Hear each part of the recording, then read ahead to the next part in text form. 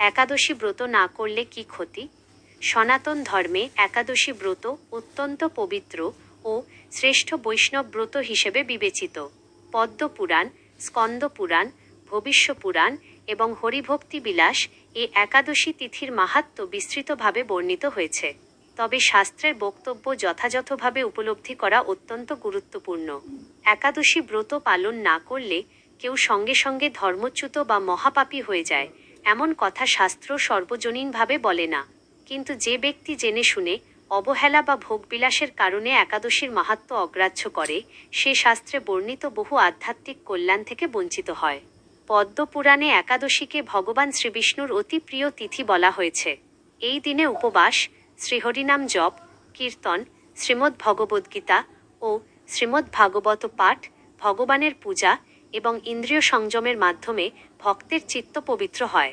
যে ব্যক্তি এই পবিত্র সাধনার সুযোগ গ্রহণ করে না, সে আত্মশুদ্ধি, ভক্তির বিকাশ এবং পুণ্যলাভের এক মহামূল্যবান সুযোগ হারায়।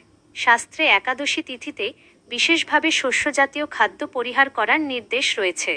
বৈষ্ণব আচার্যগণ ব্যাখ্যা করেছেন যে এই নিয়ম পালন করলে মন অধিক সংযত হয়, ইন্দ্রিয় নিয়ন্ত্রিত থাকে এবং ভগবানের স্মরণে মন সহজেই একাগ্র হয়।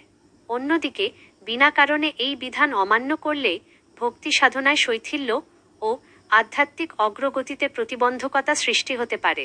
তবে সনাতন শাস্ত্র মানবিক ও বাস্তবসম্মত।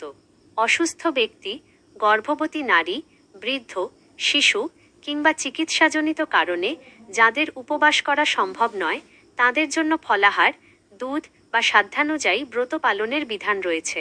কারণ একাদশীর মূল উদ্দেশ্য কেবল অনাহারে থাকা নয়, বরং ভগবানের প্রতি একনিষ্ঠ ভক্তি, আত্মসংযম এবং পবিত্র জীবনযাপনের অনুশীলন। একাদশী ব্রত পালন না করলে প্রধান ক্ষতি হল আধ্যাত্মিক উন্নতি, চিত্তশুদ্ধি, ভক্তিবৃদ্ধি এবং পুণ্য সঞ্চয়ের একটি বিরল সুযোগ থেকে বঞ্চিত হওয়া।